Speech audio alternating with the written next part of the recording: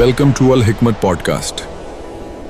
अस्सलाम वालेकुम। वालेकुम अस्सलाम। आज हम इस्लामी इतिहास के बिल्कुल शुरुआती दिनों पर मतलब मक्का के उस दौर पर नज़र डालेंगे जब पैगंबर मोहम्मद सल्लल्लाहु अलैहि वसल्लम और उनके शुरुआती साथियों को बहुत मुश्किलों का सामना करना पड़ा। जी हाँ।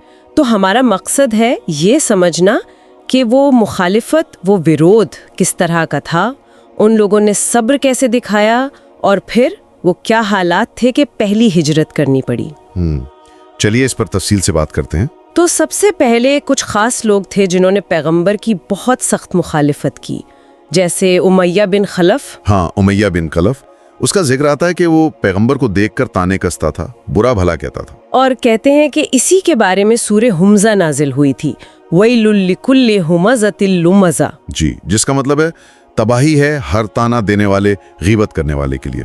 इसमें हुमजा और लुमजा का क्या फर्क बताया गया है? देखिए, इब्ने हिशाम के हवाले से बताया गया है कि हुमजा वो है जो मुंह पर सामने बुराई करे, इशारे करे, और लुमजा वो जो पीठ पीछे मतलब गीबत करे, नुकसान पहुंचाए। अच्छा, तो ये सिर्फ जुबानी बातें नहीं थी? नहीं, बिल्कुल नहीं। ये तो किसी की इज्जत पर, उसके किरदार पर सीधा हमला था। फिर एक और वाकया है उकबा बिन अबी मुईत का। वो उमैया के दोस्त था। जी हाँ, गहरा दोस्त। तो हुआ ये कि उकबा एक बार पैगंबर के पास बैठ गया, कुछ बातें सुनी।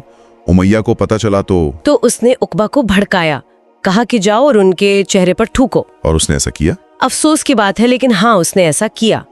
उमैया ने तो खुद भी एक बार वो एक गली हुई हड्डी लाकर तोड़ी और हवा में उड़ा दी पैगंबर की तरफ। अल्लाह, मतलब किस हद तक तौहीन थी ये। जी बिल्कुल। एक और नाम आता है अखनस बिन शुरेक सक़फ़ी।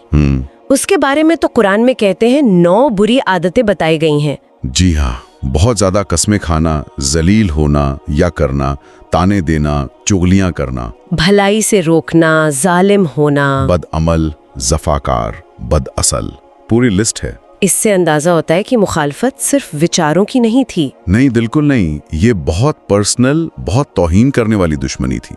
मकसद था कि पैगंबर के किरदार को ही दागदार कर दिया जाए ताकि लोग उनके पैगाम पर ध्यान ही ना दें। अब अबू जहल की बात करें, उसका रवैया तो और भी मतलब अजीब लगता है। हाँ, वो कभी कभी आकर कुरान सुनता भी था, छुपकर या शायद सामने भी, लेकिन ईमान नहीं लाया। नहीं, और ऊपर से पैगंबर को तकलीफ पहुंचाता था, लोगों को रोकता था और फिर इस पर फख्र करता था, अकड़ कर चलता था। कुरान में जिक्र है ना उसने सदका दिया, न नमाज पढ़ी, बल्कि झुठलाया और पीठ फेरी। फिर वो अकड़ता हुआ अपने घर वालों के पास गया। बिल्कुल वही। एक वाकया यहाँ बहुत मतलब ध्यान खींचता है। कौन सा? वो जब अबू जहल ने पैगंबर को मकाम इब्राहिम के पास नमाज पढ़ते देखा, हाँ, और धमकाया कि मैंने तुम्हें मना नहीं किया था। पैगंबर ने भी जरा सख्ती से जवाब दिया। तो अबू जहल क्या बोला?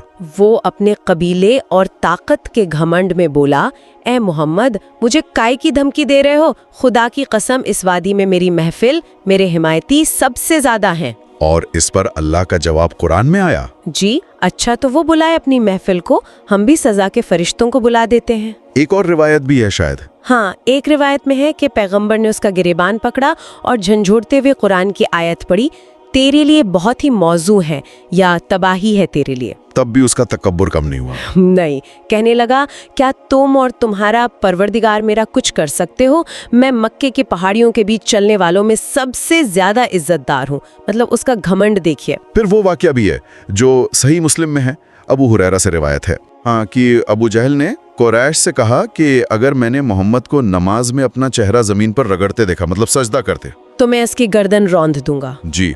और जब उसने देखा पैगंबर को सजदे में और वो आगे बढ़ा तो अचानक पीछे हट गया। लोग हैरान हो गए कि ये क्या हुआ। हाँ, वो एड़ी के बल पलटा और हाथों से ऐसे बचाव कर रहा था जैसे कोई खतरा देख लिया हो। उसने बताया क्या वजह थी? उसने बताया कि उसके और पैगंबर के बीच आग की खाई थी, हौलनाक चीजें थीं, पर थे। और इस पे पैगंबर ने क्या फरमाया? पैगंबर ने फरमाया कि अगर वो जरा भी करीब आता तो फरिश्ते उसका एक एक हिस्सा उचक लेते। तो ये वाकयात दिखाते हैं कि पैगंबर को एक खास खुदाई हिफाजत हासिल थी। जी, स्रोत तो यही बताता है। अच्छा, देखिए, पैगंबर के साथ ये सब हो रहा था जबकि उन्हें अबू तालिब की हिमायत भी हासिल थी। हाँ, वो एक बड़ा सहारा था। तो फिर सोचिए, जो आम मुसलमान थे, खासकर गुलाम, कमजोर लोग, उनका क्या हाल होता होगा। उन पर जुल्म तो कहीं ज्यादा भयानक था। हर कबीला अपने यहाँ के मुसलमान होने वालों को सजा दे रहा था। अबू जहल का तरीका क्या था? उसका तरीका ये था کہ اگر کوئی عزتدار آدمی مسلمان ہوتا تو اسے لوگوں میں ذلیل کرتا، برا بھلا کہتا، اس کے کاروبار کو نقصان کی دھمکی دیتا، اور اگر کوئی کمزور ہوتا تو اسے مارتا تھا بے رحمی سے، اور دوسروں کو بھی اکساتا تھا کہ مارو۔ نشانہ ہمیشہ کمزور لوگ بنتے تھے۔ کچھ مثالیں تو واقعی رونگٹے کھڑے کر دیتی ہیں۔ حضرت عثمان بن عفان کے ساتھ کیا ہوا تھا؟ ان کے چچا کھجور کی چٹائی میں لپیٹ کر نیچے سے دھواں دیتے تھے۔ یا اللہ! اور حضرت مصعب بن عمیر، وہ تو بڑے نازوں سے پلے تھے۔ جی، لیکن جب مسلمان ہوئے تو ان کی ماں نے کھانا پینا بند کر دیا، گھر سے نکال دیا۔ ان کی حالت ایسی ہو گئی تھی کہ خال ادھڑنے لگی تھی۔ حضرت بلال کا ذکر تو بہت آتا ہے۔ ہاں، حضرت بلال، وہ امیہ بن خلف کے غلام تھے۔ ان کے ساتھ کیا سلوک ہوتا تھا؟ ان کی گردن میں رسی ڈال کر مکے کے لڑکے انہیں پہاڑوں میں گھماتے تھے۔ امیہ انہیں باندھ کر مارتا، دھوپ میں بٹھائے رکھتا، بھوکا پیاسا رکھتا۔ اور وہ تپتی ریت والا واقعہ؟ جی، دوپہر کی سخت گرمی میں پتھریلے کنکر پر لٹا کر سینے پر بھاری پتھر رکھ دیتا تھا اور کہتا تھا مر جا یا محمد کا انکار کر۔ اور حضرت بلال کیا کہتے تھے؟ صرف احد احد، اللہ ایک ہے، اللہ ایک ہے۔ پھر حضرت ابو بکر نے انہیں آزاد کرایا۔ جی، انہوں نے خرید کر آزاد کیا۔ پھر حضرت عمار بن یاسر اور ان کے والدین کا قصہ ہے۔ ہاں، یاسر اور سمیہ، وہ بنو مخزوم کے حلیف تھے، مطلب ان کے ساتھ جڑے ہوئے تھے یا غلام۔ ان پر تو شاید سب سے زیادہ ظلم ہوا۔ جی، اسلام لانے پر تو جیسے قیامت ٹوٹ پڑی۔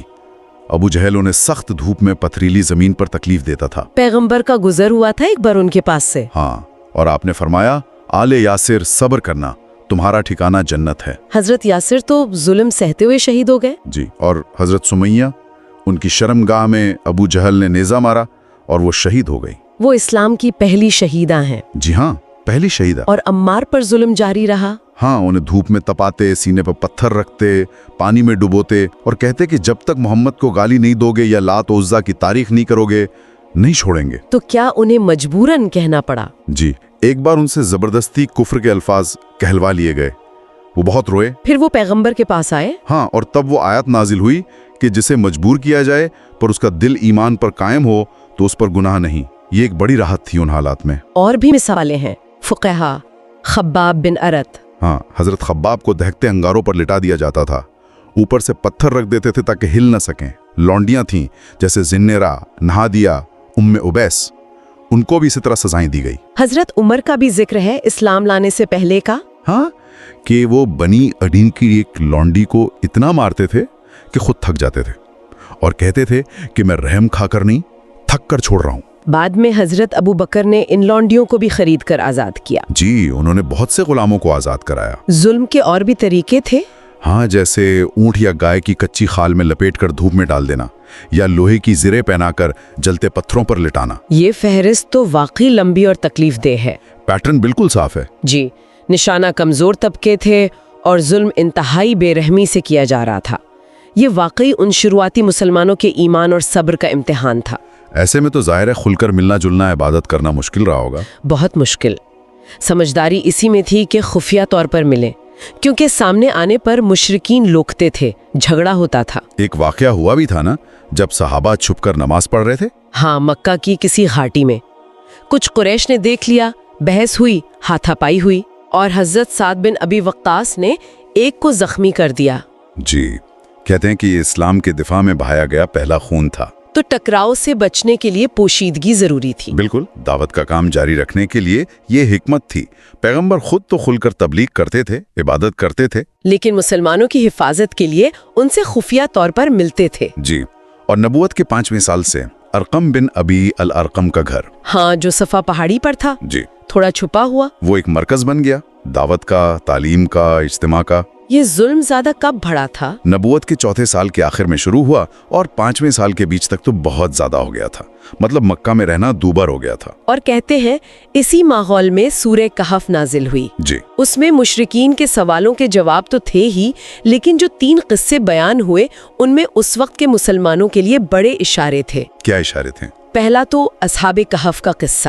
مطلب گفا والے نوجوان؟ ہاں، وہ سکھاتا ہے کہ دین و ایمان بچانے کے لیے اگر ضرورت پڑے تو ہجرت کرنی چاہیے، اپنی جگہ چھوڑنی پڑتی ہے۔ اچھا، اور دوسرا؟ موسیٰ اور خضر علیہ السلام کا قصہ، وہ بتاتا ہے کہ ہر چیز کا نتیجہ یا حکمت فوراً سمجھ نہیں آتی، اللہ کے کاموں میں گہری مصلحتیں ہوتی ہیں۔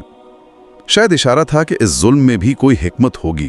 اور تیسرا قصہ؟ ذوالقرنین بادشاہ کا، वो दिखाता है कि अल्लाह जमीन पर नेक और ताकतवर लोग पैदा करता है जो कमजोरों की मदद करते हैं, और आखिरकार जमीन के वारिस नेक बंदे ही होते हैं। और इसके बाद सूरह ज़ुमर आई जिसमें हिजरत का और साफ इशारा था। जी बिल्कुल, अल्लाह की जमीन कुशादा है, फैली हुई है, सब्र करने वालों को उनका अजर बेहिसाब दिया जाएगा। ये तो सीधा सीधा इशारा था। तो पैगंबर ने कहाँ हिजरत करने का मशवरा दिया? हबशा यानी आज का इथियोपिया या एरिट्रिया का इलाका। उन्हें मालूम था कि वहां का बादशाह नज्जाशी आदिल है, इंसाफ पसंद है।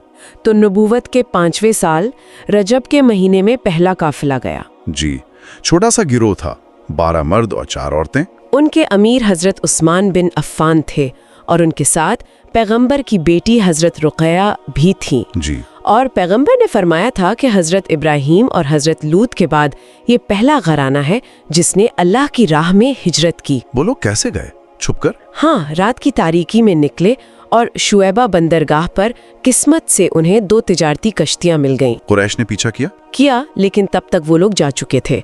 हबशा पहुंचकर वाकई उन्हें सुकून मिला होगा। अच्छा, अब उस दूसरे अहम वाक़े पे आते हैं जो उसी साल रमजान में हुआ, सूरह नज्म वाला। हाँ, वो भी बहुत अहम है। तो पैगंबर हरम शरीफ में गए जहाँ कुरैश का बड़ा मजमा था। जी, उनके सरदार वगैरह सब मौजूद थे। और आपने अचानक खड़े होकर सूरह नज्म की तिलावत शुरू कर दी। अब आमतौर पे तो मुशरिकीन कुरान सुनते नहीं थे या शोर मचाते थे। हाँ, कहते थे इस कुरान को मत सुनो और इसमें शोर मचाओ। लेकिन उस दिन जब आपने तिलावत शुरू की तो कुरान के अल्फाज में जो कशिश थी, जो ताकत थी, क्या हुआ? सब खामोश हो गए। चाहे मुसलमान हो या मुशरिक, बस सुनते रहे, कोई और ख्याल ही नहीं रहा।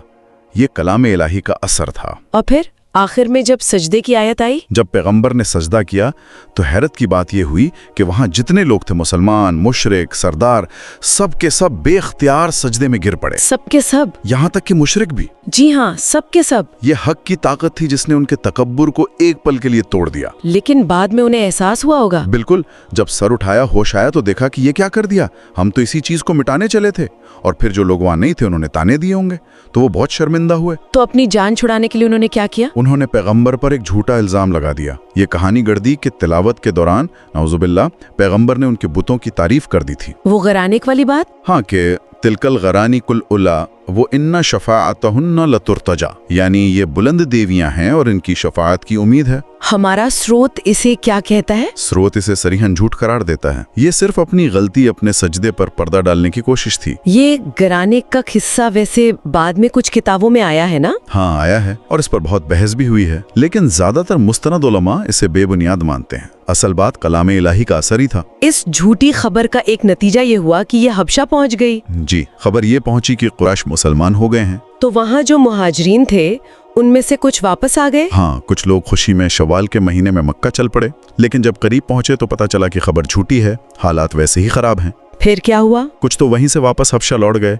और कुछ ने हिम्मत की, किसी की पनाह ली या छुपते छुपाते मक्का में दाखिल हो गए। तो आज की इस पूरी बातचीत से हमने शुरुआती इस्लाम के बहुत सख्त हालात देखे, जुल्म, सब्र, हिजरत और कुरान का असर। इसका क्या मतलब निकाले हम? देखिए, कई अहम बातें सामने आती हैं। पहली तो ये कि मुश्किल हालात में ईमान का इम्तिहान कैसे होता है। दूसरा, उन लोगों का अल्लाह की मदद पर यकीन कितना गहरा था।